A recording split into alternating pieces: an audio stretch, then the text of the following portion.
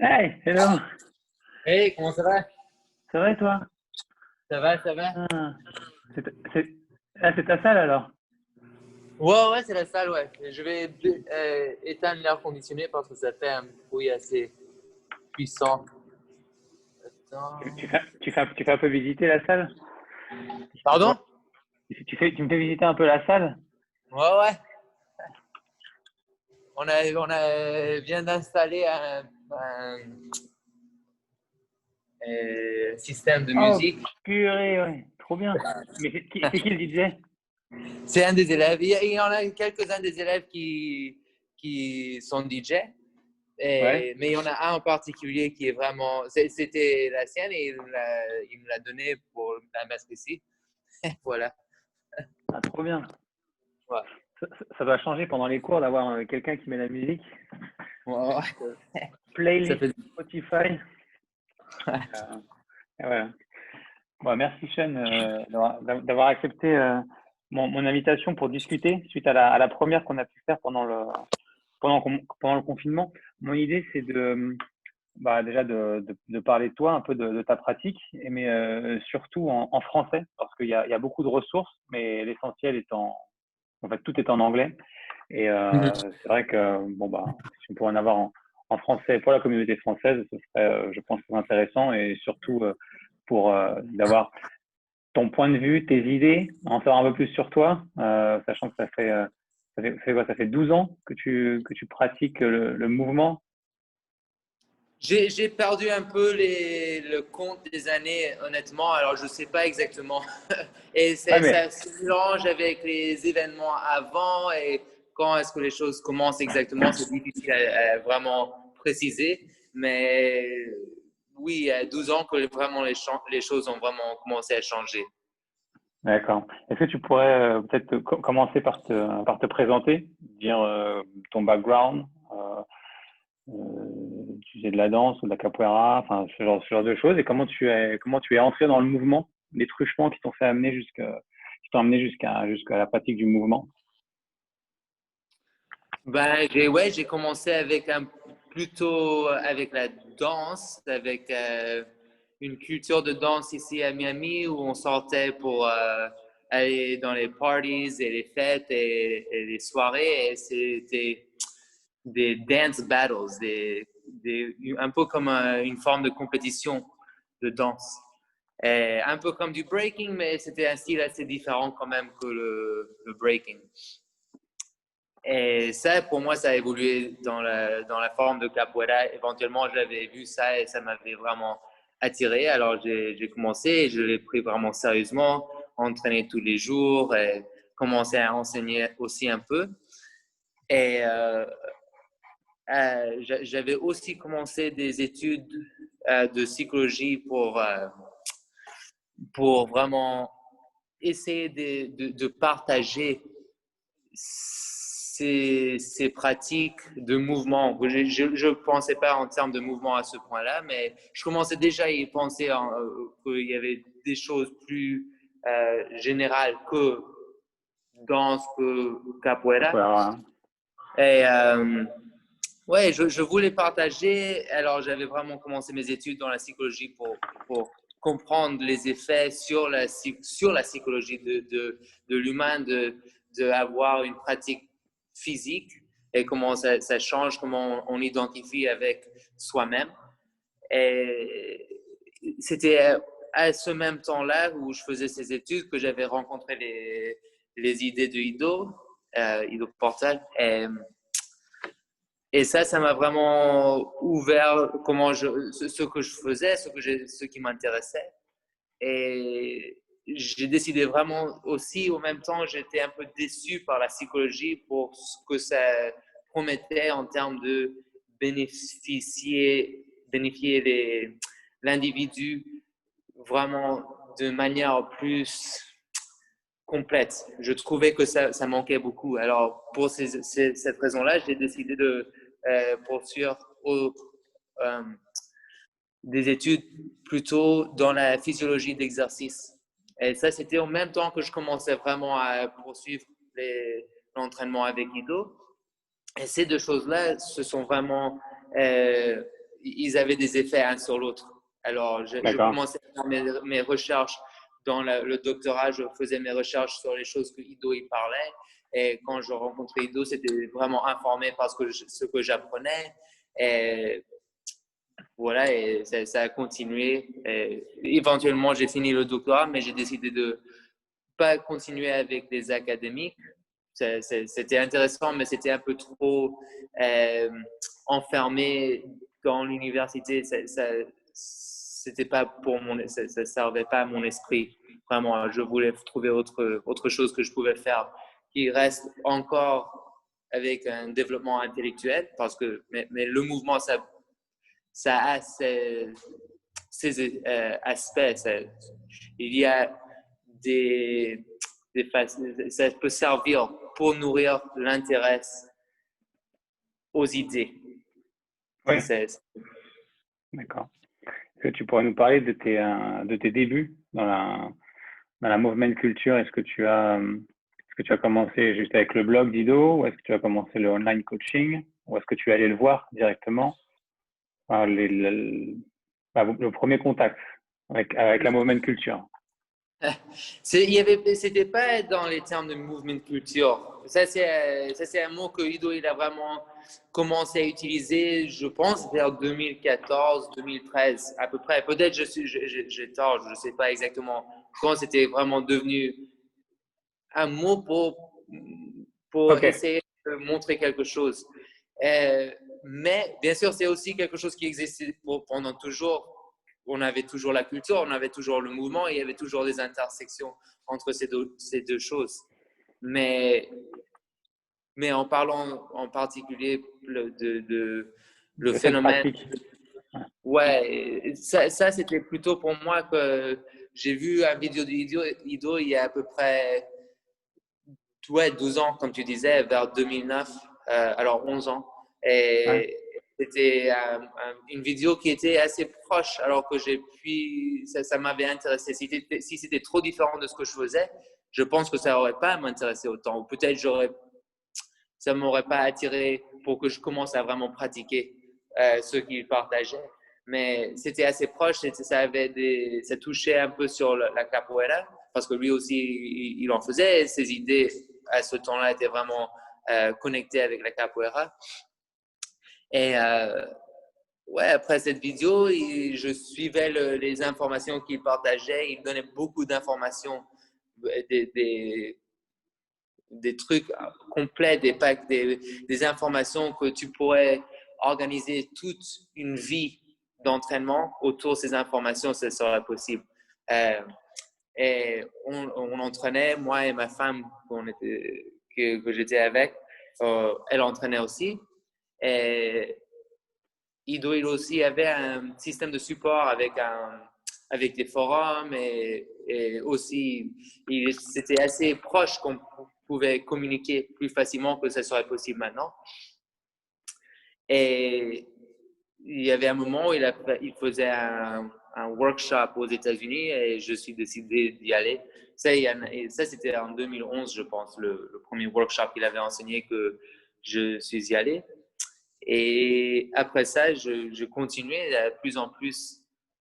Alors après ça, c'était des communications plus par Internet et le online coaching. Et après, il y a encore des workshops. Et éventuellement, c'est presque plusieurs fois par année. Éventuellement, ça devient quelque chose de vraiment qui continue dans la forme comme un mentorship, comme on appelle ça maintenant. Ouais. Donc là, depuis le début. Et comment as-tu créé ta communauté? J'imagine que ça s'est fait petit à petit, en t'entraînant dans des parcs, et ensuite des gens sont venus, ou tu as dit je partage mon expérience mouvement. Comment est-ce que tu as créé ta communauté? La façon de tes débuts jusqu'à ton école aujourd'hui.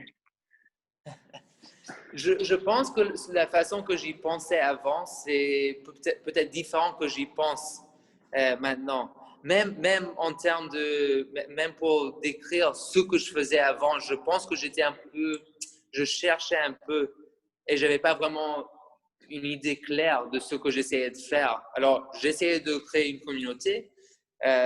Dès que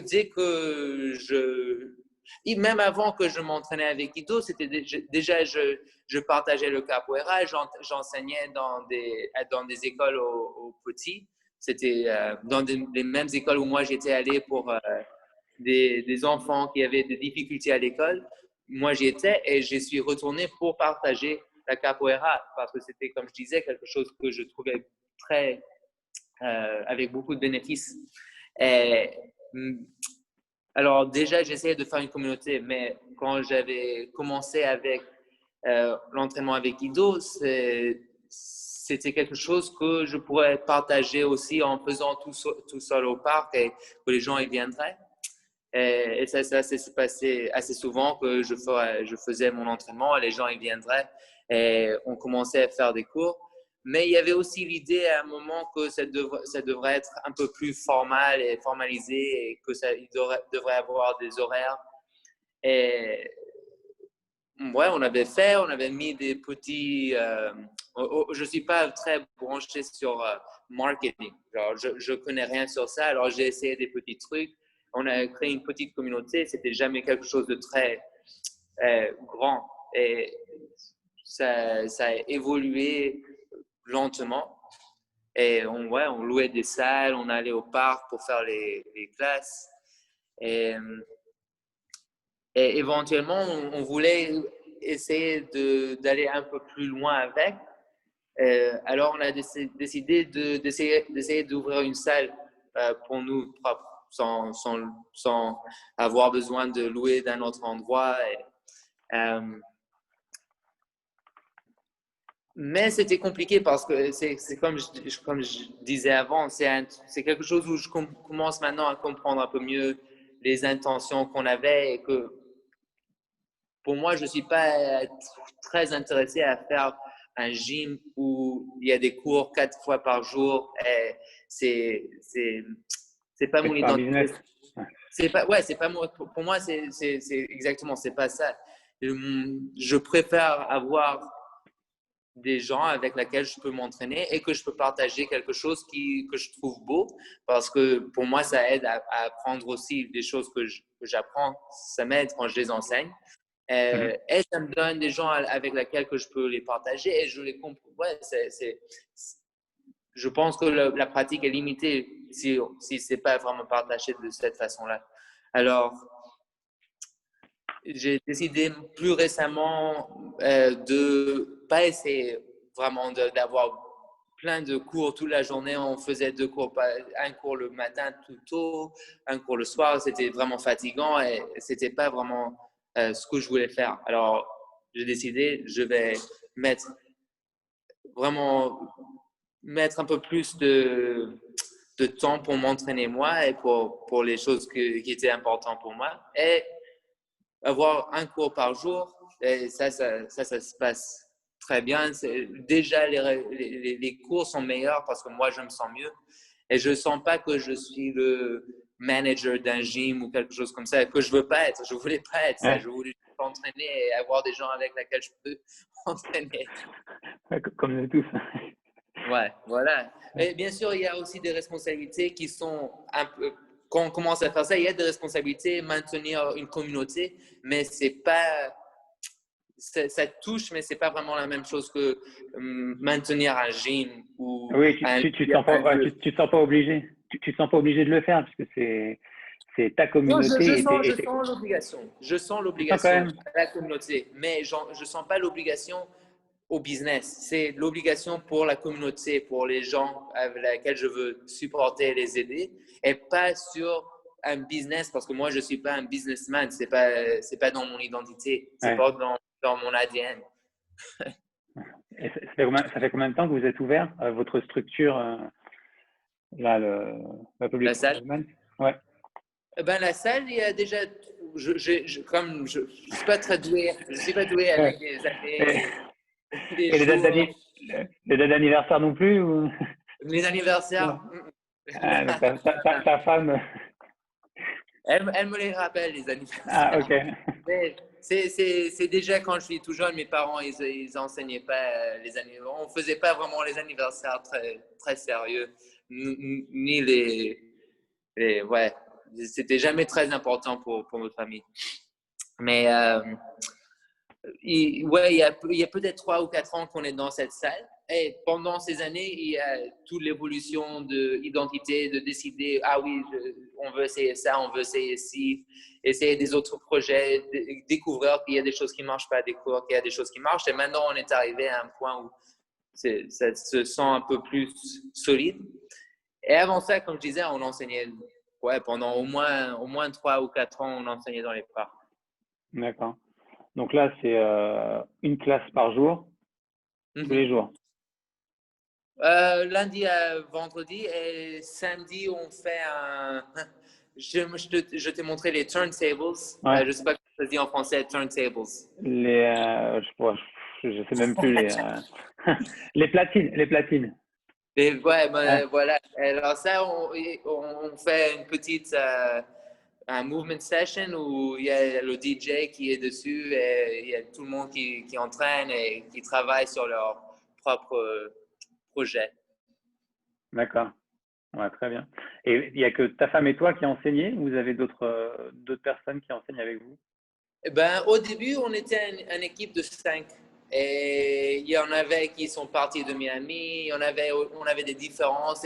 C'est un peu ma faute parce que on avait commencé en pensant qu'on allait faire un business et c'est maintenant, il y a peut-être 6 ou 7 ans plus tard, je comprends que c'est pas vraiment un business que j'essaie de faire, c'est plutôt une communauté. Alors ça, c'est de ma faute que j'avais commencé avec pas vraiment beaucoup de clarité sur où on allait avec. Alors, et on avait essayé que des élèves, ils enseigneraient, et on essaie encore, mais j'ai toujours pas je suis pas encore confortable à laisser les cours à un des élèves. Et Eileen, ma femme, elle enseignait plus avant et moi maintenant, mais on essaie de la faire revenir. Mais c'est compliqué parce qu'on a l'enfant et c'est pas compliqué parce qu'on a l'enfant pour la raison que les gens ils pensent que c'est qu'il faut s'occuper de l'enfant. C'est que en fait c'est à cause de ça, mais c'est plutôt parce que pour organiser les cours, il faut qu'on communique et on ne peut pas communiquer quand il y a la petite avec nous parce Oui. il faut toujours qu'il y en a un avec elle. Alors, c'est impossible qu'on communique et qu'on organise ensemble. Et que si ce n'est pas fait ensemble, on avait essayé, c'était un peu pas de la qualité qu'on voulait. Alors, on avait décidé de attendre jusqu'à ce qu'on puisse laisser la petite et que nous, on puisse travailler ensemble pour planer les classes. D'accord. Donc là, on va jusqu'en 2020 et là, je crois que ça va être quand? En mars ou avril, confinement, la salle est fermée? En mars, ouais, je pense que c'était en C'était quand mars. chez vous? Pardon? En tout cas, chez nous, c'était en mars, en France. Et je crois que vous, ça a suivi juste après, non? Vous êtes Non, resté combien de temps? nous, on avait fermé avant que c'était nécessairement par le gouvernement. Alors, on avait fermé à peu près 1 ou 2 semaines avant que c'était forcé par le gouvernement. Et on a commencé à faire des cours par Internet et les trucs sur Zoom et tout ça. Mais dès que c'était qu'on avait le droit de recommencer les cours, on avait recommencé le jour que c'était, et ça c'était en juin, ouais, le 8 juin. Alors ce jour-là, on avait recommencé et depuis, on continue les cours. D'accord. Et pendant le confinement, vous suiviez en Zoom avec la même fréquence, une classe par jour? Ouais, c'était une classe par jour. C'était ouais, une classe par jour, entre lundi et vendredi. Et est-ce que tu trouves qu'il y a quelque chose qui a changé euh, pendant le confinement? Enfin, est-ce que tu penses que les gens prennent plus conscience de la pratique ou se sont peut-être rendus compte que ils pouvaient pratiquer chez eux, donc bah, pourquoi pas continuer à pratiquer à la maison et pas venir en cours? Est-ce que tu sens un changement? Est-ce que le lockdown a provoqué un changement chez tes étudiants et aussi chez toi ou dans ta façon d'enseigner? Pour quelques-uns, oui, ça a changé pour des adaptations désirables. Et pour des autres, c'était vraiment, ça se voit que c'était très difficile. Ils ont arrêté. Il y en avait quelques-uns qui avaient tout arrêté pendant ce temps-là. Et pour moi, ça c'est un peu, ça veut dire que la pratique qu'on avait partagée avec ces élèves, on n'avait pas vraiment fait un bon travail. Et on aurait pu mieux faire. Parce que Ouais. si on avait transmis quelque chose de vraiment puissant, ils auraient continué. Alors, on a dû mal faire dans, je ne sais pas exactement où, je ne sais pas exactement à quel moment, mais ça veut dire qu'on avait mal fait notre travail comme, euh, gens qui partagent quelque chose. Qui pour moi, pour moi, comme je t'avais dit avant, c'était parfait. Moi, j'ai trouvé que je suis à la maison, je m'entraîne, je sors pour aller où on avait le droit de sortir à bord de l'eau. Le matin, il n'y avait personne, c'était tout calme, c'était parfait pour moi pour m'entraîner. C'est une des meilleures périodes pour moi des derniers de l'année. L'entraînement? Ouais. Euh, Ouais. hmm. Ouais, parce que là, pour notre cas, j'ai aussi eu des étudiants qui sont partis pendant le confinement, mais j'en ai d'autres qui nous ont rejoints pendant le confinement et qui suivaient les cours en Zoom. Et ils se sont rendus compte qu'avec très peu de matériel, ils pouvaient faire beaucoup chez eux. Ça, ne serait-ce que travailler le movement quality, le handstand, enfin, ils peuvent y consacrer des heures. Il y a des gens qui, pendant le confinement, ont commencé avec nous et ont une progression, mais exponentielle. Et ils disent la même chose que toi. Merci le confinement, ça m'a vraiment fait du bien. Et aujourd'hui, ils reviennent en cours plus motivés que jamais et avec un niveau qui a augmenté vraiment considérablement et c'est vraiment appréciable à voir. Et surtout qu'on s'est rendu compte que déjà, on n'avait pas besoin des salles de gym, mais encore aujourd'hui, on n'a même plus besoin de matériel pour une pratique généraliste des mouvements. Non, mais voilà, c'est vrai, faire un Ouais, hors stand, voilà, enfin, toutes ces choses-là, on a besoin de rien finalement. Juste, la vérité, c'est qu'on a besoin que de notre corps.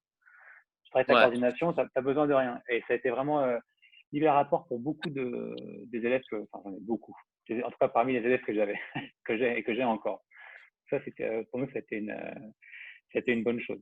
Donc là, vous êtes retourné dans les cours en présentiel, donc face à face, et vous devez porter le masque. Enfin, comment ça se passe? Parce que par exemple à Paris, Au début, il n'y avait pas un masque mandatoire, ouais, mais ça se dit mandatoire? non mais obligatoire. Obligatoire, Mandatory, voilà. obligatoire. Ouais, alors obligatoire. Ouais, alors au début, non, mais il y avait des changements. Ici, c'est Miami, alors tout est vraiment, c'est mal organisé dans tous les niveaux de gouvernement en L'administration, termes ouais. de ce qui va se passer. Et un jour à l'autre, ils disent, ah oui, on peut faire ci, on peut faire ça. Ah non, on change tout de suite sans de discussion, sans qu'on puisse même savoir ce qui va se passer la semaine prochaine. C'est vraiment assez mal organisé. Mais ouais, éventuellement, ils ont décidé que les masques seraient obligatoires. Et ça, c'est où on est maintenant. Les masques sont obligatoires dans les cours. Mais on continue l'entraînement. Moi, je suis un peu surpris que les gens ils continuent à venir, même avec un masque, ils font leurs entraînements. Et ça, je suis heureux de le voir, ça, parce que je trouve que c'est un peu chiant d'avoir un masque quand on Ouais. s'entraîne. Ah bah, carrément, parce que nous, on est maintenant à Paris, c'était l'obligation du masque même dans la rue. Donc au début, on l'a mis pendant les cours, mais en fait, on étouffe même en étant en extérieur. Donc après, il y a eu une dérogation pour les cyclistes, les coureurs et autres activités physiques. Donc maintenant, on l'enlève et on respire et ça fait vraiment du bien. Donc j'imagine ceux qui sont dans une salle avec le masque en train de faire n'importe quoi, un handstand, ça doit juste être horrible. Mais Ouais. ouais, je vois parfois des choses sur les réseaux où tu as des personnes qui pratiquent avec un masque, d'autres sans masque, d'autres avec le masque juste en dessous, comme ça. C'est 2020. On verra ce que nous réserve 2021. Là, si tu le veux bien, j'aimerais bien qu'on passe à ta pratique personnelle, à ton évolution dans la pratique du mouvement. Donc, on a compris que tu es venu de la danse à la capoeira. Ensuite, tu as suivi le travail qu'Ido Portal proposait sur son blog, online coaching, etc. Et moi, de mon point de vue, j'ai observé une évolution de ce travail-là où était beaucoup mis en avant le travail de force, le travail d'équilibre, le travail de locomotion. Et là, j'ai plus l'impression de voir beaucoup de travail de pratique interne, beaucoup plus de coordination qu'auparavant, des tactical games, etc. Et je vois juste que tu nous parles en fait de l'évolution de ta pratique. Je pense qu'au début, tu devais faire beaucoup de handstand et moins de coordination, et peut-être qu'aujourd'hui, ça a changé.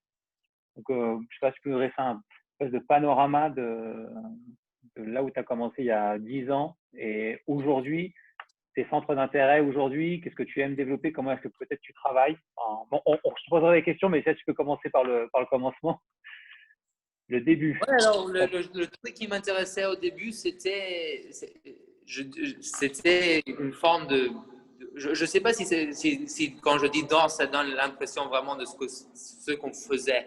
Euh, c'était une forme très cathartique, ça se dit? Oui, oui, ouais. Ouais, cathartique, c'était vraiment agressif. Une fois, il y avait j'avais un ami très proche à moi qui sortait danser avec moi. Et il disait, la plupart des gens, quand ils sortent pour danser, ils essayent de trouver quelqu'un avec laquelle ils peuvent rentrer la nuit, tu sais, un hookup. Ouais. Mais il disait que pour moi, c'était différent, que pour moi, quand je sortais danser, c'était pour la violence, pour vraiment manifester une forme d'agression. Et c'est Oui. vrai, c'était pour danser. Pour moi, danser, ça Un n'avait rien exutoire. à faire avec découvrir des autres gens. C'était pour euh, cette, Un- cette manifestation de violence. Alors, quand j'avais vu le capoeira, ça avait quelque chose de similaire, mais un peu plus euh, euh, subtle. C'était un peu plus caché la violence dans la capoeira. D'accord, ok, ok, ok, oui, Ouais. oui. Et alors, c'est quelque chose que les gens ils ne voient pas, mais souvent dans la capoeira, il y a des moments très dangereux, très violents, mais pas nécessairement agressifs. Alors, l'agression, c'est caché. Il y a un sourire, Il y a de on la n'a pas. musique, ouais. Ouais, et aussi le portement du corps n'est pas toujours nécessairement agressif, mais derrière tout ça, il y a l'intention de tuer quelqu'un d'autre. C'est souvent l'impression qu'on a, c'est on va essayer de manifester une forme de violence sans montrer qu'il y a de la violence.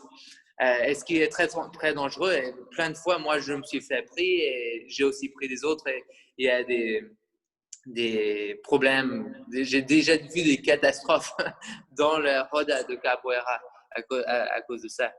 Et alors, pour moi, c'était ces idées de De- s'exprimer, de connecter avec une impression d'énergie. Quand on dansait ou quand c'était la capoeira, c'était très en connexion avec ce particulier forme de sensation. Et après, avec Ido, c'était très différent. Quand je commençais à travailler avec lui, il m'avait introduit à approcher plus méthodiquement, plus systématiquement. Par exemple, l'entraînement de force, le strength training, qui était pour moi très différent à ce que j'avais l'habitude. Et c'était pas quelque chose que je comprenais vraiment quand je l'avais premièrement vu. Et la même chose avec la coordination, quand Ido utilise souvent l'image ou l'analogue de mettre les chapeaux, de changer les chapeaux. Alors, quand on fait l'entraînement de force, c'est un chapeau. Quand on fait l'entraînement d'acrobatie, c'est un autre chapeau. Quand on fait l'entraînement de coordination, comme tu dis, c'est encore un autre chapeau. Et éventuellement, on commence à apprécier ce changement de chapeau et pas obséder. Ah, moi, j'aime bien faire cet entraînement-là parce que je me sens bien quand je le fais. Et ça, c'est ce que j'ai trouvé quelque chose d'incroyablement important parce que si j'avais resté avec l'entraînement que je faisais avant, toujours avec le même chapeau, je pense qu'éventuellement, j'aurais perdu beaucoup de la valeur de mouvement dans ma vie parce que déjà, je commençais à le sentir. Déjà, je commençais à sentir un peu, est-ce qu'il y a quelque chose de plus? Parce que je m'exprimais une partie, je faisais un aspect de mouvement, mais il y avait des autres qui n'étaient pas touchés. Alors, en commençant en touchant les autres, je me sentais plus que je comprenais qui j'étais. Je sais, c'était difficile à vraiment, je pense, expliquer, mais je sentais que je commençais à me voir plus clairement parce que j'étais pas toujours dans le même, avec le même chapeau, toujours dans le même mode. Je pouvais changer les modes et je n'étais pas obsédé avec un mode ou l'autre. Et ça, c'est quelque chose qui continue. Ça continue maintenant avec des nouvelles formes de travail qu'on fait avec Guido et que et maintenant, des fois, on retourne vers les choses qu'on faisait avant, mais on le fait de nouvelles façons avec ces nouveaux modes. Alors, on fait les choses qui étaient vieux, mais avec les nouvelles modes. Par exemple, faire les acrobaties avec peut-être en forme de coordination, qui veut dire que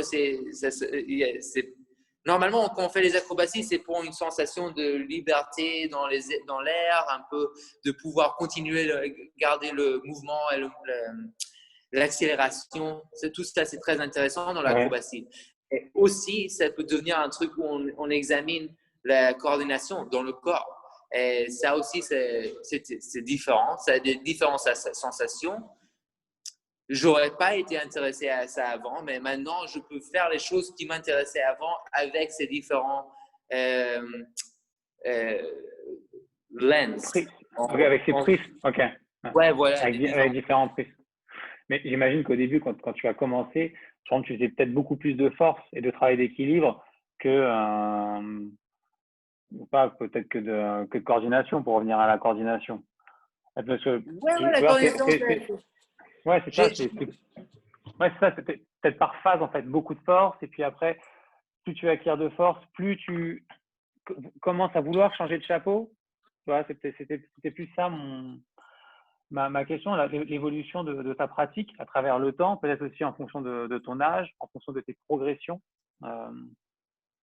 Je pense la raison que ça a commencé, tu veux dire pourquoi moi j'ai commencé à faire plus de coordination quand avant c'était plutôt force. Oui, voilà, ouais, exact. Parce que je suivais un instructeur et il commençait mon gourou, il commençait à me dire fais ci, fais ça, et alors j'ai commencé à le faire. C'était complètement une question à ce moment-là de confiance dans quelqu'un et qui peut me diriger dans une direction ou une autre. J'étais pas intéressé trop. Quand j'ai commencé à voir ces choses-là, les travaux de coordination par exemple, parce que je rappelle très clairement quand c'était vraiment présenté, voilà, maintenant on fait notre entraînement de coordination, quand c'était premièrement présenté de cette façon, ça m'intéressait, mais seulement parce que c'était Ido qui le présentait, c'était mon teacher, ouais, c'était mon rabbin, alors je lui suis. D'accord. Ouais. Et tu pratiques combien d'heures par jour en ce moment? Enfin, En ce moment, ça dépend de jour à jour. On essaie de trouver comment on organise nos journées, mais en général, c'est à peu près 5 heures. Et ça peut être un peu plus, ça peut être un peu moins, mais tu sais, c'est en termes de, OK, maintenant je rentre dans la salle et j'éteins le monde autour de moi et je fais mon entraînement maintenant, à peu près 5 heures par jour, plus ou moins. Mais je ne sais pas exactement parce que ça change de jour à jour. Ok. Et quand tu as commencé, c'était aussi 5 heures ou c'était un peu plus? Je pense que quand j'ai commencé au début, c'était plutôt. Déjà, quand je faisais capoeira, c'était à peu près le même. C'était à peu près 5 heures par jour. C'était entraînement le matin avant d'aller faire le travail de psychologie. Et après, c'était entraînement pendant les repas. Au lieu de manger, c'était entraînement. Et après, il y avait le cours de capoeira le soir. Alors ça, c'était déjà juste avant que j'avais rencontré le travail d'Ido. C'était déjà assez Intense. chargé. Ouais, c'était chargé comme plan. Et quand j'avais commencé l'entraînement avec Ido, ça continuait comme ça. C'était 3 fois par jour, 2 ou 3 fois par jour. Ouais, on a joué des fois avec des durées plus longues.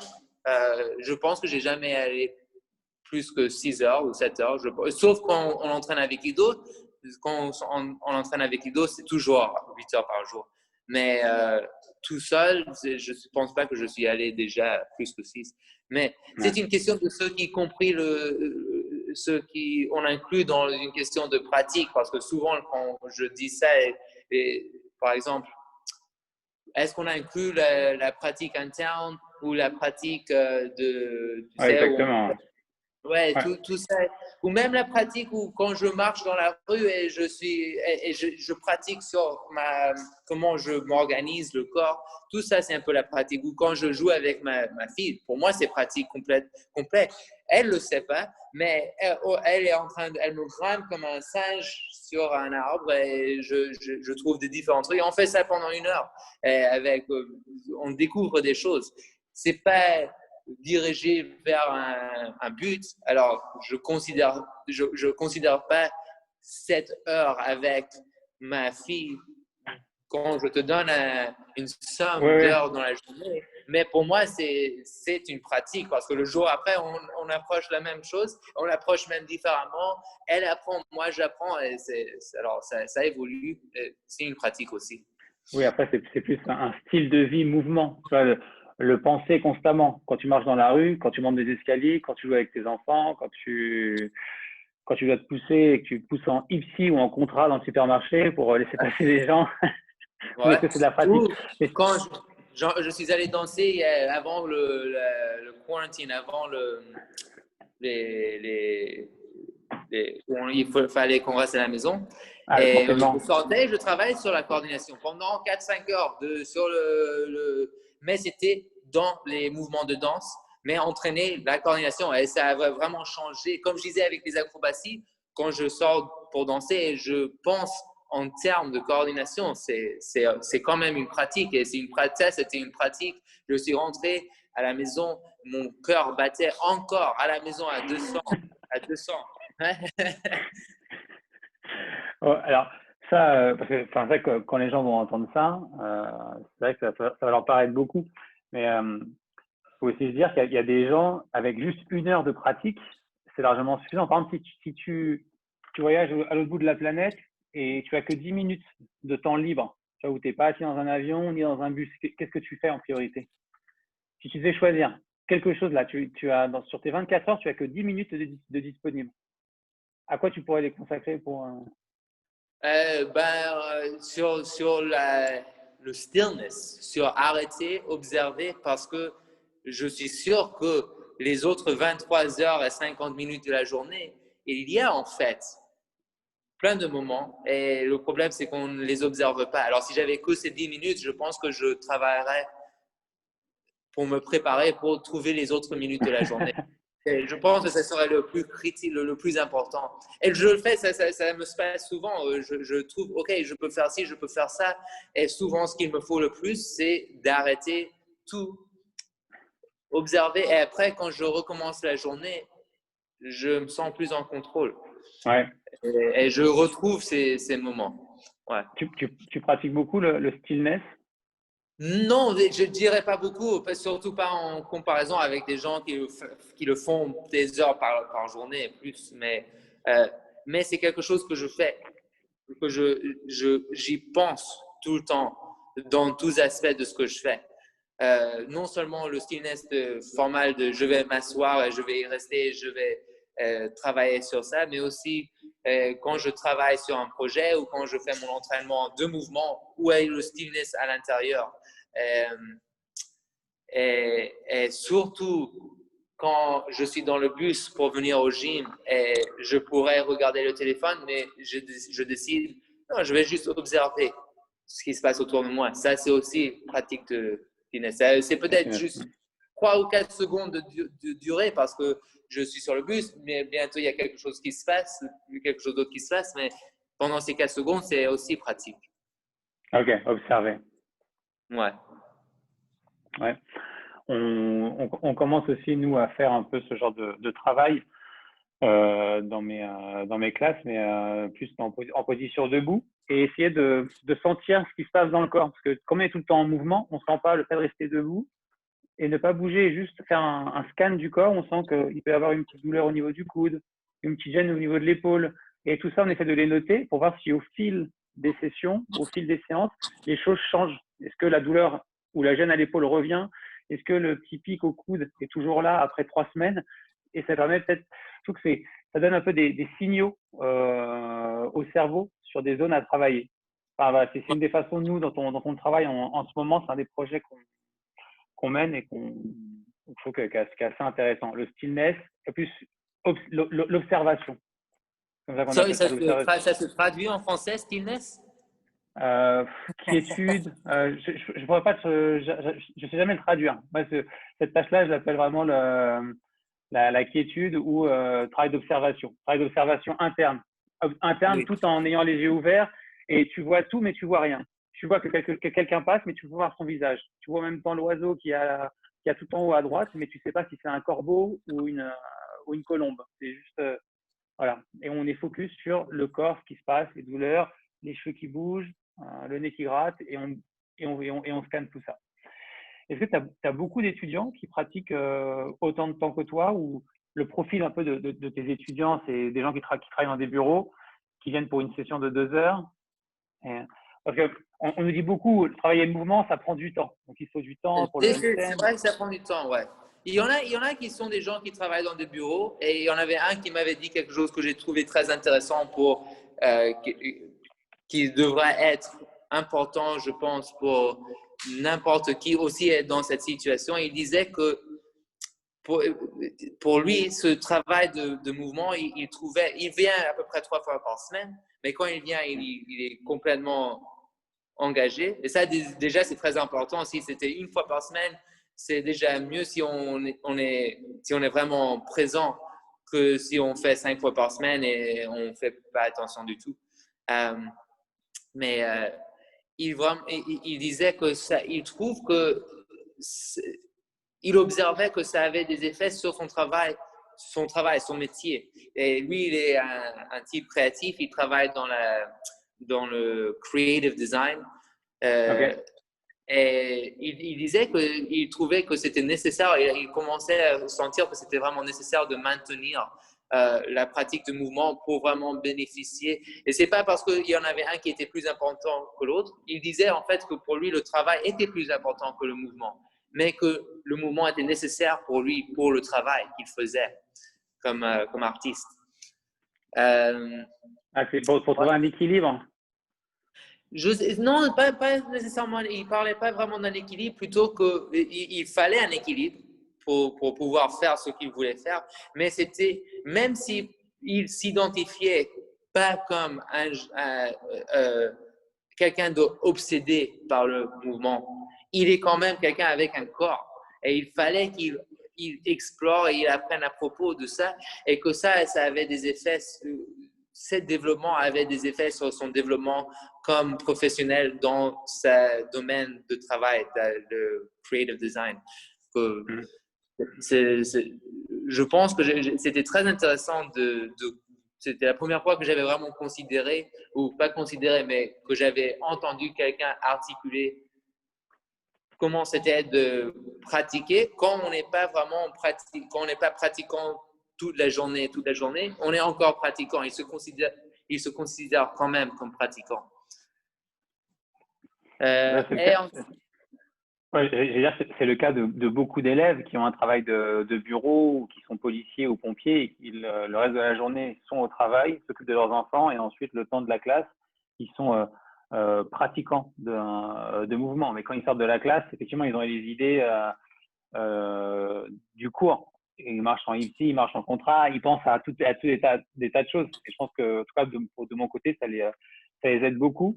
Et ça les prépare en fait aussi à la classe qui suit.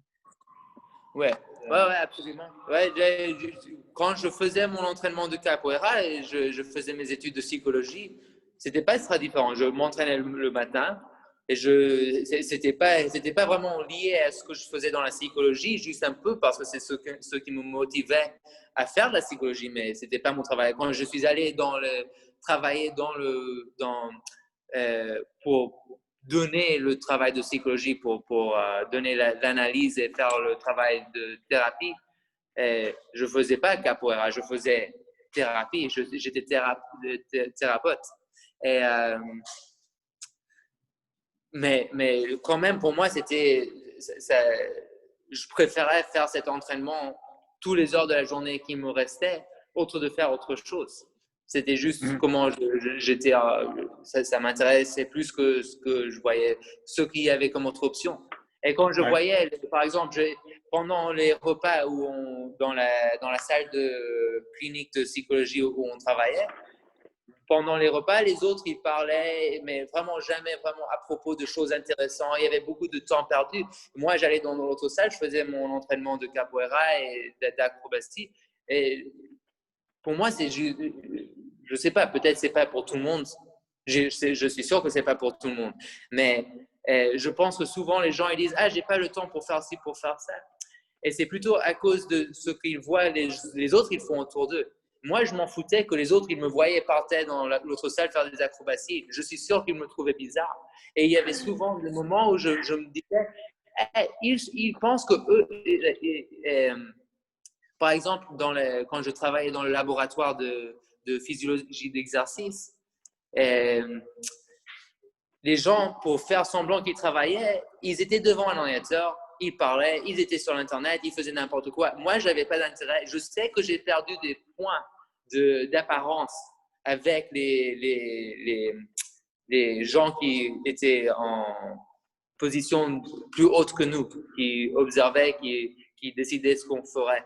Je sais que ça n'a pas l'air sérieux de ne pas être devant l'ordinateur, mais ils étaient devant un ordinateur, mais ils ne faisaient rien. Alors moi, je suis parti faire mon entraînement dans la rue, dans le parking lot, où passer les voitures. C'était ça qui m'intéressait. Le même quand je travaillais à Starbucks. C'était le moment de boire, on a 5 ou 10 minutes pour fumer une cigarette. Moi, je suis allé derrière, je lançais plein de coups de pied, et après, je rentrais. Oui, c'est vrai qu'il devait te trouver bizarre. C'est que tu sortais de la matrice. Et il oh, qu'est-ce qu'il fait? Là, j'ai quelques questions quand même là sur ta pratique, pas pratique, mais sur plutôt les idées de la pratique et notamment sur la frustration. La frustration, c'est quelque chose que je trouve on rencontre souvent dans la pratique. Ne pas réussir, échouer, ne pas forcément comprendre, parfois progresser pour ne plus réussir, etc. Et comment est-ce que toi tu travailles avec la frustration? Comment est-ce que tu gères la frustration? Est-ce que la frustration t'aide ou est-ce que tu n'as pas du tout de frustration non, je pense que peut-être on peut y penser. Il y a des frustrations dans le moment acute qui sont immédiates. Il y a aussi des frustrations qui sont plus de temps plus écarté. Là, ouais. Et la frustration immédiate, c'est une invitation. C'est une invitation que, voilà, le travail commence maintenant. Ça, je pense que c'est bon signe. C'est pas facile. J'y souffre souvent avec ça. Et j'ai des difficultés avec. Mais je comprends que quand ce moment arrive, que ça veut dire maintenant commence le travail. Par contre, quand il y a les frustrations qui te gardent réveillé la nuit, c'est autre chose. Et ça aussi, je les ai. Et ça peut même être à propos du mouvement, à la pratique. Et qu'est-ce qu'on fait avec? Est-ce qu'on va dans les bonnes directions? Est-ce qu'on fait ce qu'il faut faire? Et ça, je pense que aussi, il faut comprendre qu'il faut pratiquer, mais peut-être il faut considérer tout ce qu'on fait. Est-ce que on comprend ce qu'on fait? Est-ce qu'on a un sens de OK, je vais dans cette direction-là, je vais dans cette direction-ci? Parce que souvent, ces frustrations, ils sont peut-être parce qu'on n'a pas de sens de direction, on ne sait pas où on va. Alors, souvent, on essaie d'avoir une direction. Et ça peut aussi donner des frustrations, je trouve. Ouais, très bien. Une autre question, je me souviens quand j'ai fait mon internship avec Ido à Berlin, il nous avait raconté l'histoire de ses progrès vers le One Arm Handstand et qu'il avait utilisé un outil très puissant qui est l'outil de la visualisation. Et par exemple, tu es dans le bus et tu visualises déjà ce que tu vas faire, le placement de ta main, la sensation, etc. Est-ce que toi, c'est quelque chose que tu fais personnellement? Est-ce que c'est quelque chose que tu apprends à tes élèves?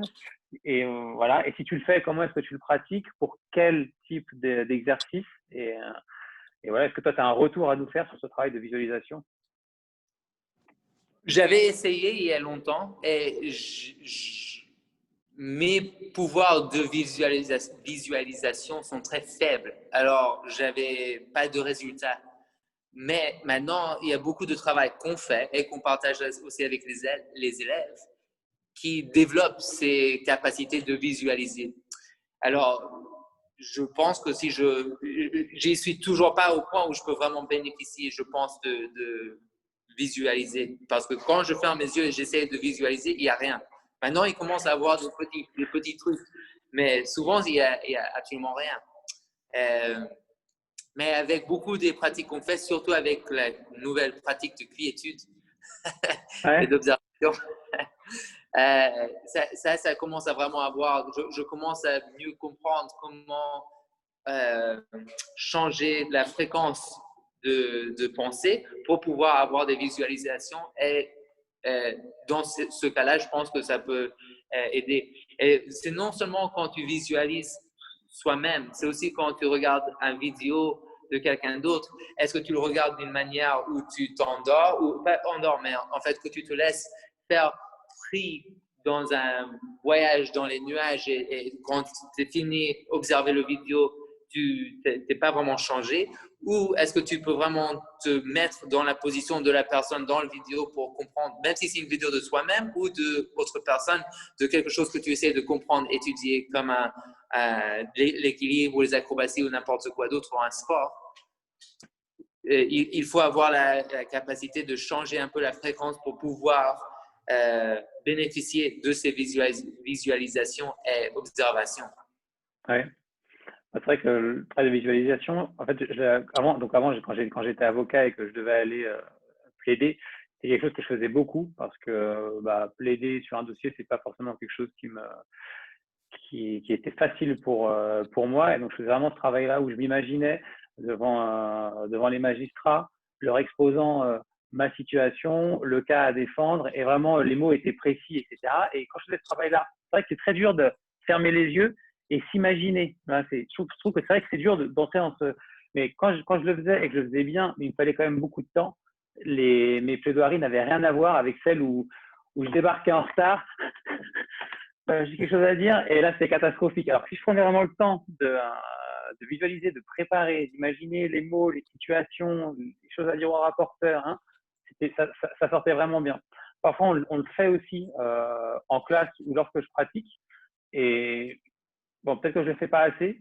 Je sens que ça m'aide, mais je sens pas encore la puissance de l'outil. Mais c'est quelque chose sur lequel je vais travailler et je vais inviter aussi mes élèves à travailler parce que lorsqu'on est dans les transports, comme tu dis, au lieu de regarder son téléphone et ce qui se passe sur Instagram, on peut juste s'imaginer faire quelques acrobaties, la sensation de la main sur le sol et c'est 30 minutes peut-être mieux passées qu'à juste scroller sur les réseaux. Et il y a vu qu'il y a eu des études scientifiques qui ont été menées sur le travail de visualisation sur des groupes de basketteurs. Je ne sais pas si tu l'as vu.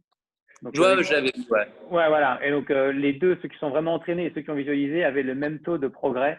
Donc, il y a peut-être quelque chose à faire pour ceux qui sont bloqués dans les transports. Après, toute une pratique ne peut pas être imaginée, visualisée. C'est parce que tu penses à une routine aux anneaux que tu vas réussir à la faire, mais ça peut te permettre en tout cas de bien sentir ton corps dans l'espace lorsque tu vas faire un shoulder stand ou voilà, je trouve que c'est aussi un sujet intéressant parce que même comme tu disais en termes de stillness, quiétude, observation, ça peut aider.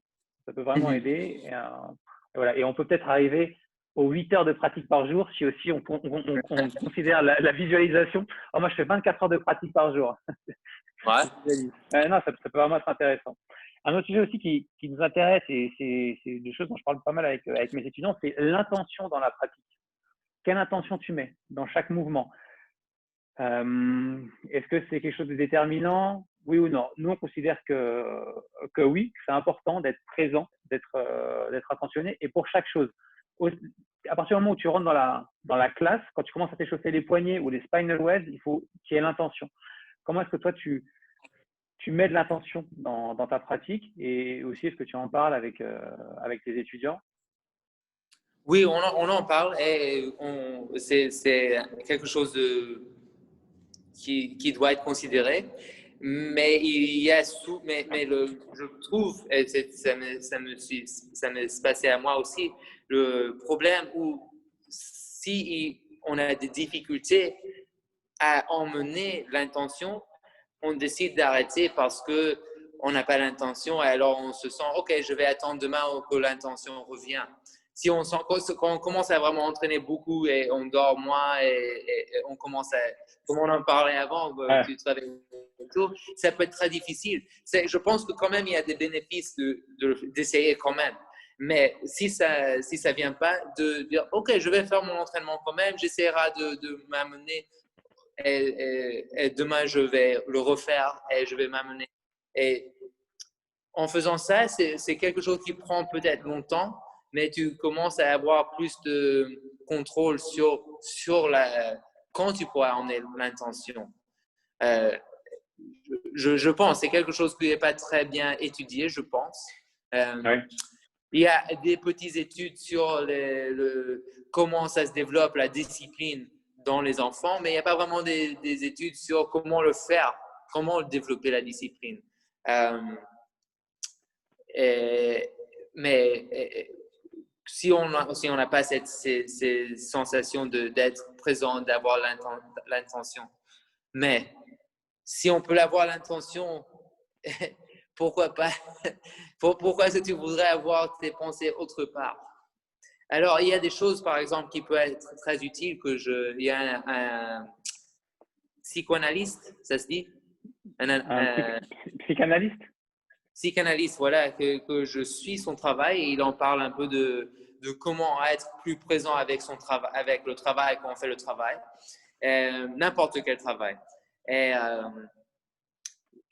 c'est une méthode très simple. Avant que tu commences, tu te demandes d'abord qu'est-ce que je veux faire, être vraiment clair avec ça, et après qu'est-ce qui bloque, qu'est-ce qui va me bloquer, qu'est-ce que j'ai encore sur mes pensées, et les mettre quelque part d'autre. Alors les écrire ou les mettre sur l'ordinateur que tu peux revenir plus tard. Et après, ce que je trouve qui est très intéressant qu'il dit, et qu'il y a des autres qui disent la même chose, mais j'apprécie la façon qu'il le dit, c'est qu'il faut aussi avoir la confiance que tu vas revenir à ces pensées que tu avais sorties de la tête et tu les avais écrites ou tu les avais mis sur l'ordinateur, qu'il faut avoir des systèmes qui existent, que tu as confiance que tu vas revenir à ces choses. Parce que si tu n'as pas confiance, ils vont continuer à manifester dans tes pensées. À revenir. Alors, c'était quelque chose de très intéressant. Pour moi, dans l'entraînement, toujours, j'ai des pensées à n'importe quoi qui viennent. Alors, pour moi, ce que lui il avait expliqué, ça m'avait vraiment bénéficié. Ouais, moi, là, pour ma part aussi, parfois, comme tu disais, en fait, j'ai pas l'intention parce que ma tête est ailleurs, ça arrive, tu vois, je pense à des tas de choses, ben, tu commences quand même à pratiquer. Et parfois, j'ai le sentiment que petit à petit, même si c'est qu'en fin de séance, l'intention arrive. Lorsque tu fais le movement quality.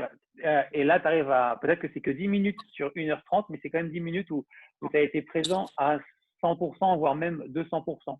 Est-ce que tu disais, enfin, parfois je le retrouve et c'est des questions que j'ai avec mes étudiants, et quand ils ne sont pas trop motivés, qu'ils ont fait quand même, en fait, il leur sortira toujours quelque chose. Même si c'est mauvais, vous apprendrez de ce que vous avez mal fait, en fait, pour la prochaine fois. On veut toujours avoir un bénéfice de la pratique, quelle qu'elle soit. C'est un peu ce que je leur dis. Voilà. J'ai aussi une autre question. Là, tu as quel âge, si c'est pas indiscret? Non, 35 ans. 35 ans. comment est-ce que enfin, à quoi, comment imagines-tu ta pratique dans 20 ans, donc à 55 ans? Je sais pas.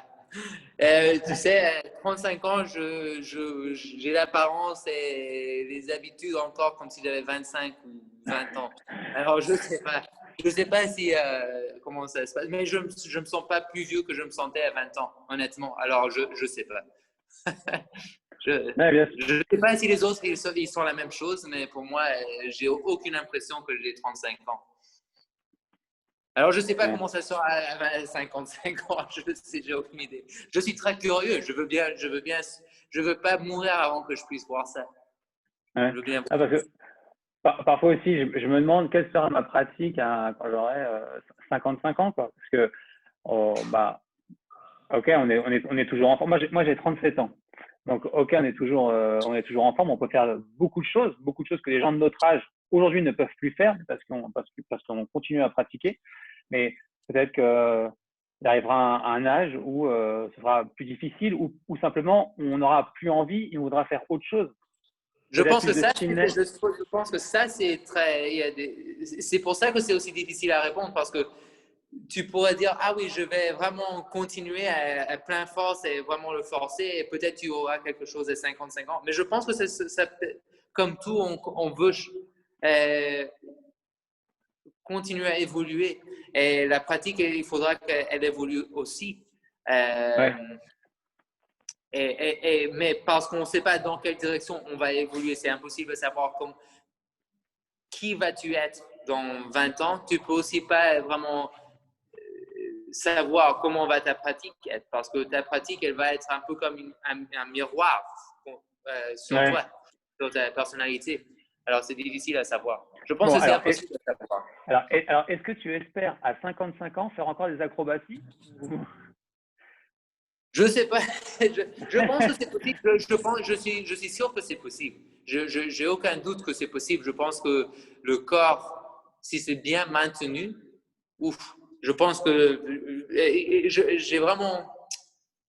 J'ai vu la grand-mère de ma femme, 100 ans, se manipuler sur le sol, faire du basic transition pattern. Tu sais, les mouvements Ouais, qu'on fait pour sur un côté, sur l'autre, juste bouger très simplement parce que c'était maintenu pendant toute sa vie. Et je pense que tout peut être maintenu. Mais j'imagine que les effets de le temps qui a des effets sur nos intérêts, même si on veut dire que c'est l'âge qui nous ralentit, peut-être c'est souvent l'âge qui nous ralentit à cause de la diminution des intérêts sur les sujets qu'on veut ouais. avoir. Je veux être la personne qui va être super acrobatie et fort et qui fait beaucoup d'haltérophilie quand j'ai 50 ans, mais je commence à fatiguer. Mais peut-être c'est une excuse parce que tu perds l'intérêt à ces choses. Oui, Peut-être, peut-être, ouais. je ne peux pas le dire, mais je pense que ça doit avoir un rôle. Ouais, parce que moi j'ai 37 ans et j'ai quand même envie de faire des acrobaties, donc peut-être qu'à 50 ans, peut-être qu'à 50 ans aussi. Est-ce que parfois il t'arrive quand tu fais des choses ou quand ton professeur te donne des choses à faire, est-ce qu'il t'arrive de t'interroger sur le pourquoi? Tu vois, la finalité. Et aussi pourquoi tant de temps dans la pratique? Là, le pourquoi, le why et le for what, tu vois, pour quoi? Ouais. Ouais. Je sais pas la réponse. C'est quelque chose que j'essaie aussi de comprendre. Est-ce qu'il y a un bénéfice? Des fois, je me dis qu'il n'y a pas de bénéfice. Et souvent, il n'y a pas de bénéfice. Et souvent, il y a des bénéfices. Mais sur le tout, je ne sais pas. Mais je sais qu'il y a des moments où, quand je demande ces questions, ça veut dire que je ne travaille pas. Et que quand je commence à travailler, je me sens mieux immédiatement et je m'en fous pourquoi. Et souvent, ça, c'est très important. Et souvent, si tu ne demandes pas pourquoi tu te perds dans l'océan de n'importe quoi et tu te trouves aussi avec les mêmes frustrations qu'on discutait avant. Alors, je ne sais pas. Je ne sais pas si c'est mieux de demander ou pas demander. J'imagine que c'est une question de demander au bon moment et savoir comment demander et pas demander et avoir aussi la capacité de changer entre ces deux modes Ouais. d'engagement. Ouais, c'est une interrogation que, bah, pas forcément que j'ai, parce que effectivement, comme toi, lorsque je me mets à pratiquer, je me sens bien. Donc le bénéfice, il y a un bénéfice immédiat qui est la satisfaction, même si c'est pas ce qui guide ma pratique. Je sais que je sens en tout cas que sur le long terme, de toute façon, je me suis jamais senti aussi bien que maintenant. À 35 ans, ce qui est bizarre, pourtant à 20 ans, j'étais élastique, j'étais souple, et voilà, aujourd'hui vraiment c'est le meilleur moment. Mais c'est vrai que il y a beaucoup d'étudiants qui demandent mais pourquoi? Pourquoi autant de travail de mobilité? Pourquoi le handstand? Pourquoi ceci? Pourquoi cela? Vers quoi on va? Et c'est aussi, je leur dis, c'est aussi une question d'introspection. C'est le moment aussi de vous poser des questions, peut-être, et de réfléchir. Moi, je veux bien qu'il y ait dans ma classe des gens qui ne veulent pas faire le handstand parce qu'ils trouvent que c'est beaucoup de temps consacré à une seule chose et qui préfèrent travailler la coordination et la force et la mobilité. Et voilà, mais enfin, chacun avec son histoire et sa biographie. Et voilà, mais c'est vrai que c'est une question qui revient souvent et je trouve intéressant de te la poser sur le pourquoi de notre pratique. Et on peut être confus, on peut demander la question aussi parce qu'on est confus à propos d'un sujet, alors on ne comprend pas. Et dans ce cas-là, il y a juste à mieux comprendre où est-ce que ça peut y aller. Pourquoi un handstand, par exemple, pourquoi les inversions? Parce que ça nous donne une certaine liberté. Et aussi cette réponse le contexte. OK, on le fait à cause de ça, à cause du contexte. Ça veut dire que ça nous dirige quand on approche, par exemple, une certaine mastery, une certaine virtuosité avec Oui, ces choses que, OK, en fait, le contexte, il est servi. J'ai plus besoin de travailler sur cette chose. Alors, pour ça, demander pourquoi, c'est très important, je trouve. Mais plutôt, je veux dire qu'on peut perdre dans le moment quand on commence quand on est présenté quelque chose pour la première fois, quand l'instructeur présente quelque chose, et on commence à essayer déjà d'analyser, peut-être trop, pour moi, c'est un problème. J'analyse trop rapidement. Avant, engager le matériel, absorber et vraiment digester le matériel, j'avais déjà commencé ça, si, mais ça, pour moi, j'ai trouvé que c'est pas la méthode qui produit le meilleur résultat. Et pour moi, le meilleur résultat, c'est quelque chose que j'ai défini, et peut-être c'est pas le même pour tout le monde, mais si le meilleur résultat, c'est d'être un meilleur pratiquant, demander pourquoi au moment où on entraîne, c'est pas c'est pas le bon timing. oui. C'est pas le bon D'abord, moment. travailler, absorber, oui. Ouais. Encore une autre question sur la créativité dans notre pratique. Parce que moi, quand je suis sur les réseaux et que je regarde un peu ce qui se passe, j'ai vraiment l'impression qu'on fait un peu tous la même chose. Et parfois, je me demande où est la créativité. Donc parfois, effectivement, il y a des choses qui sortent un peu de ce qu'on peut voir, des gens qui créent, qui proposent de nouvelles choses. Mais quand je suis certains hashtags, c'est souvent la même chose et exécuté de la même façon, avec les mêmes positions de main, etc. etc. Enfin, voilà. Et je voudrais savoir comment est-ce que toi, tu abordes ce sujet de la créativité dans ta pratique personnelle et avec tes étudiants. C'est la créativité, je pense que c'est pas toujours très bien défini.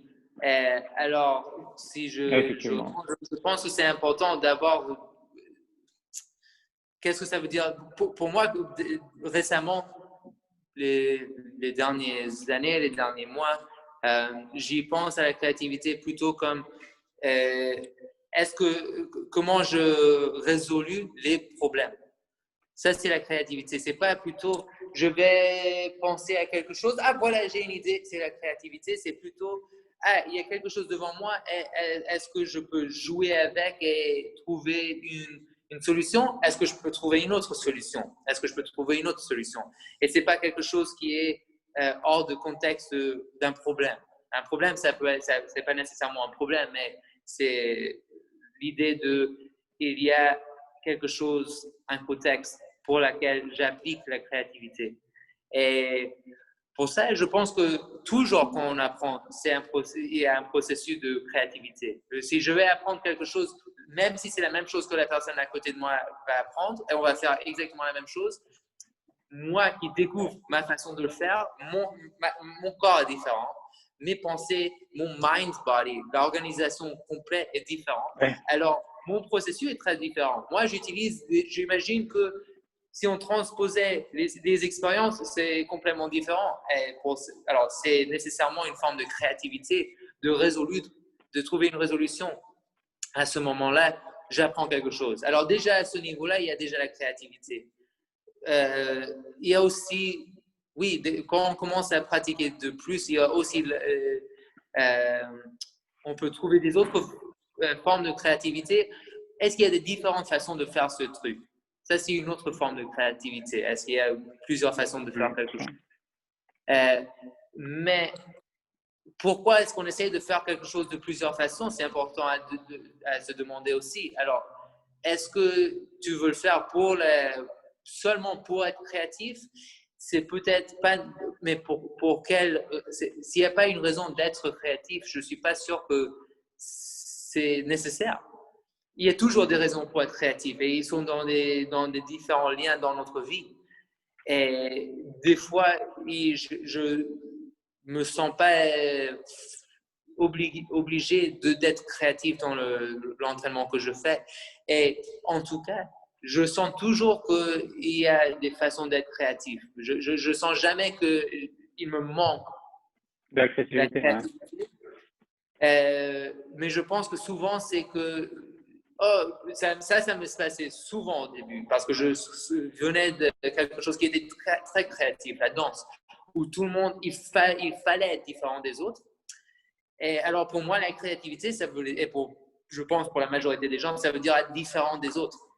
Et je ne sais pas si c'est nécessairement ça, être créatif. Et peut-être c'est aussi un aspect de créativité qui est important, être différent, trouver sa propre façon de faire les choses.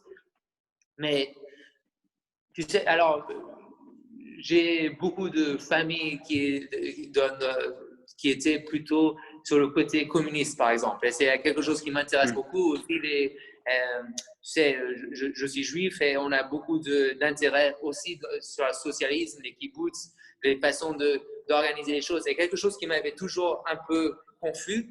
Comment est-ce qu'on peut être créatif? Pour moi, j'ai l'impression que tout le monde est toujours le même dans ces situations. Mais plus récemment, je commence à comprendre. Même la personne qui a le même nom que quelqu'un d'autre et qui apparaît la même et qui fait le même travail dans le même endroit, même dans cette situation, il y a encore l'individu. C'est peut-être différent d'une manière ou l'autre dans un contexte plus individualisé. Mais il y a encore quand même la créativité dans ces contextes. Et peut-être c'est une question qu'on commence à se demander de plus en plus dans ces récents... maintenant, dans 2020, on peut se demander vraiment comment est-ce que je peux être ma propre personne. Quand il y a 100 ans, on ne pouvait pas vraiment se demander ces choses-là. Ou ça se demandait, mais ce n'était pas vraiment de la même façon, ou peut-être ce n'était pas manifesté jusqu'au même degré. Peut-être, je ne sais pas, c'est une spéculation, je ne sais pas. Mais ouais, pour répondre à la question, je trouve que je ne me sens pas en manque de créativité. Je sais que souvent, il y a des gens qui font la même chose sur l'Internet, mais ça, c'est leur processus et c'est peut-être pas le bon endroit de trouver la créativité. Peut-être aussi, si on cherche peut-être si on veut de la créativité, il faut aussi qu'on regarde dans des autres endroits où qu'on regarde normalement. Parce que ces endroits, ils sont formés pour que les gens ils puissent conformer à quelque chose. Et ce n'est pas une mauvaise chose, c'est une façon de conformer pour manifester cette créativité, d'apprendre quelque chose. Mais si on veut une plus grande forme de créativité, de la façon de différence entre les choses, peut-être il faut regarder dans des endroits qui sont différents. Peut-être, je ne sais pas. Ouais, c'est une réponse, c'est une piste en fait de réflexion parce que je pense que sur ce genre de questions qui sont très vagues en fait parce que qu'est-ce que la créativité comme tu le disais, on aura chacun notre réponse. Moi, je m'interrogeais un peu sur effectivement, c'était pas être créatif juste pour dire je suis créatif, mais je te rejoins un peu plus sur le résoudre des problèmes face à une contrainte ou pas une contrainte, face à une situation, résoudre un problème, qu'il soit physique ou pas d'ailleurs. Et c'est là où nous, on trouve un peu la créativité. En tout cas, le premier pas de quelque chose de créatif. Effectivement, je pense que c'est pas sur les réseaux qu'on trouve la véritable créativité, mais c'est vrai que c'était une interrogation aussi que j'avais parce que j'ai l'impression que, enfin, sur les réseaux, tout se ressemble. Sur les Non, sur les réseaux, sur Internet, tout se ressemble, tout est pareil. De les gens, Miami ils essaient à, d'apprendre. Ouais, mais les gens, ils sont dans. C'est un contexte où on apprend quelque chose. On peut imaginer c'est un salle d'entraînement et les gens, ils essaient de partager un peu. Et je pense qu'il faut anticiper que les choses ils vont commencer. Surtout si on utilise les mêmes hashtags pour trouver les choses. Bien sûr, parce que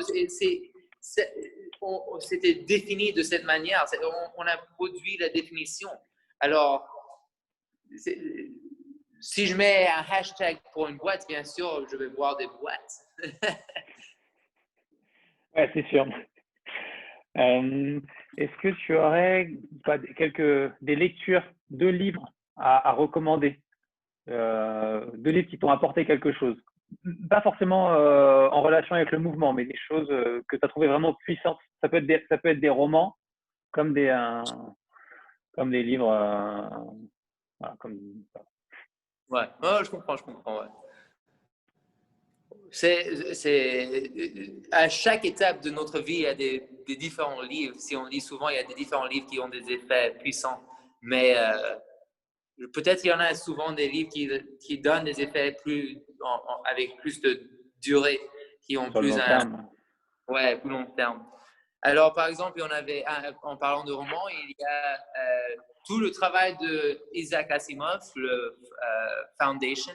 Ça, c'est incroyable comme travail. Euh, c'est un gars qui a vraiment anticipé beaucoup des développements de technologie de notre courant, de l'étape courante de notre évolution. Ouais. Et ouais, il y a Ender's Game, c'est un autre qui est incroyable comme roman. Moi, j'ai trouvé c'est tout un, ouais, ça touche à plein de différents éléments que j'ai trouvé très intéressants. Et ouais, des autres livres. Un qui a produit une idée que j'ai trouvé très intéressante ou peut-être c'était un bon starting point. C'était bien pour me donner un point de départ sur quelques idées. C'est le travail de Cal Newport. Et il a écrit deux livres que j'avais trouvé très intéressants. Le premier, c'était So Good They Can't Ignore You. Et le deuxième, c'était Deep Work. Et c'est à propos de comment on décide quoi faire dans notre vie et comment travailler et vraiment trouver du travail, le travail qui on peut, on peut bien faire. C'est Oui, des idées intéressantes. c'est un livre c'est un livre que j'ai lu, le Deep Work, et c'est vrai qu'il y a beaucoup de bonnes choses dedans qui peuvent nous aider. Deep Work de Cal Newport. C'est vraiment Ouais, très intéressant.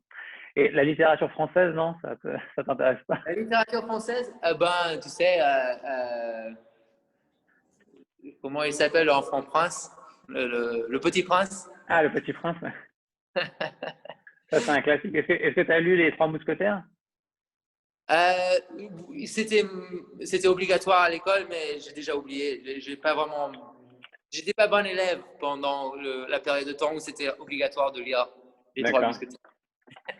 Moi, Euh, je l'ai lu récemment et j'ai vraiment adoré, parce que je l'ai lu deux fois, parce que je trouve que pour l'époque, le rythme est soutenu, ça te tient en haleine, et puis après, c'est toujours la même chose, hein, des histoires de trahison, qui veulent le pouvoir, hein, etc. Mais je trouve que c'est vraiment génial à lire. Mhm. Si tu as le Il temps y a, encore. il y avait aussi, je l'ai lu en anglais, mais le travail de, je pense il écrivait en français. Je suis pas sûr s'il avait écrit ça en français. Bertrand Russell. C'était un philosophe et son travail était très puissant pour la philosophie. Mais je ne suis pas sûr si c'était écrit en français. Mais ça, c'est un livre qui m'avait vraiment changé ou qui m'avait vraiment donné une façon différente de voir les choses. Le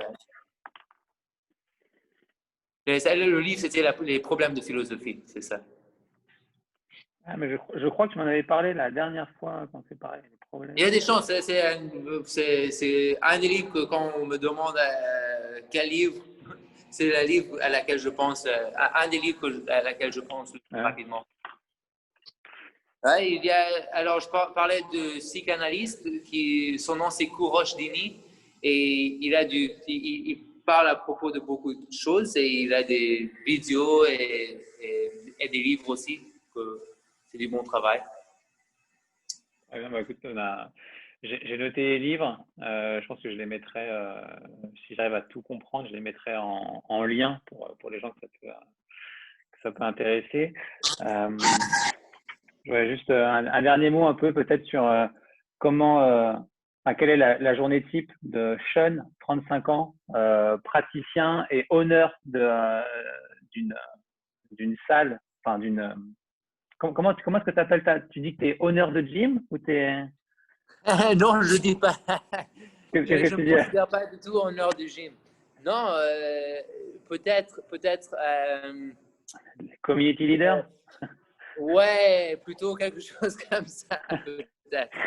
Notre salle, j'ai arrêté d'y penser comme gym. C'est une salle et on fait notre cours ici, mais si on les fait autre part, ça ne change rien.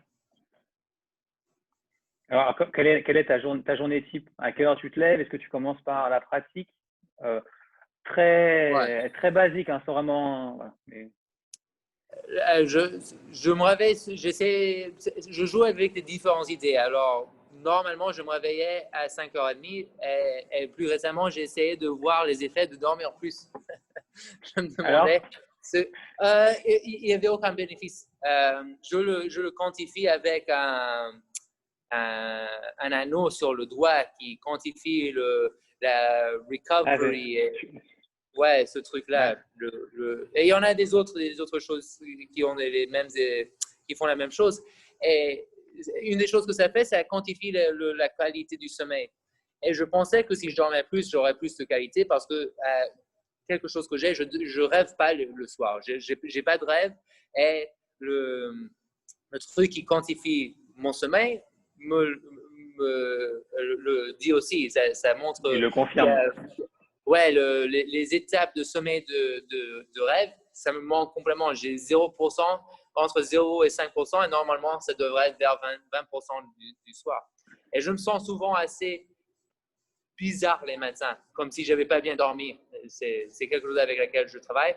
Alors, j'ai essayé de dormir plus, mais ça n'avait aucun effet. Et aujourd'hui, je me suis réveillé plus tôt. Je me suis couché tard, je me suis réveillé tôt. Et quand même, la qualité du sommeil n'était pas changée. Alors, je vais regarder dans des autres endroits pour voir ce que je peux faire à propos du qualité de sommeil. Ouais, je m'entraîne la première chose. Pas la première, je mange, j'anticipe un peu la journée, je fais mon entraînement, j'emmène ma petite à l'école ou ma femme, ou on le fait ensemble. Et après, on va au gym pour faire un autre entraînement. Et c'est à ce point-là que aussi je travaille un peu sur les cours et je fais un peu des recherches pour voir ce que je peux partager avec les élèves et qu'est-ce qu'il faut manipuler et changer dans les cours. L'après-midi, je travaille sur des différents projets, des fois qui sont à propos des cours, des fois pas à propos des cours. Et ouais, j'ai commencé à faire quelque chose qui s'appelle Yoga Nidra. C'est une forme de yoga où on est qui est similaire mais différent au sommeil.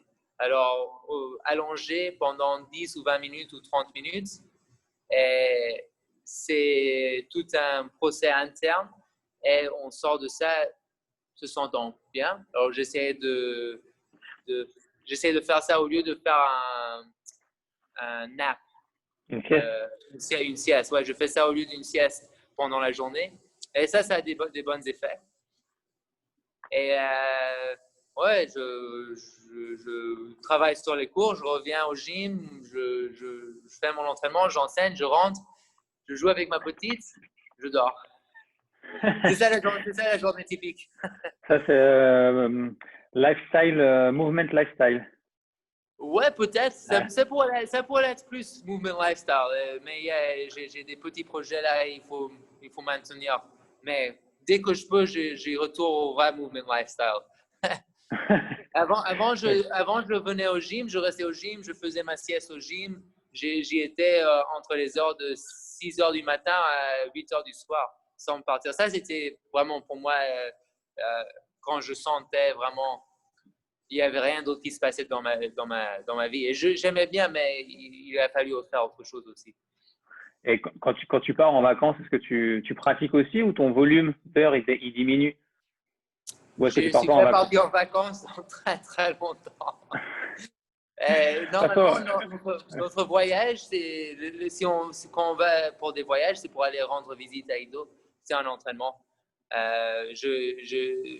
est allé l'autre jour pendant 2 jours à la plage, un peu au nord d'ici, il y a des plages. Mais je n'avais pas vraiment maintenu l'entraînement. C'était vraiment pour être avec la famille. Parce que c'est la première fois qu'on a vraiment pu être tous ensemble. Mais même dans ce temps-là, il y a toujours le temps de faire quelque chose. Il y a toujours le temps de faire quelque chose.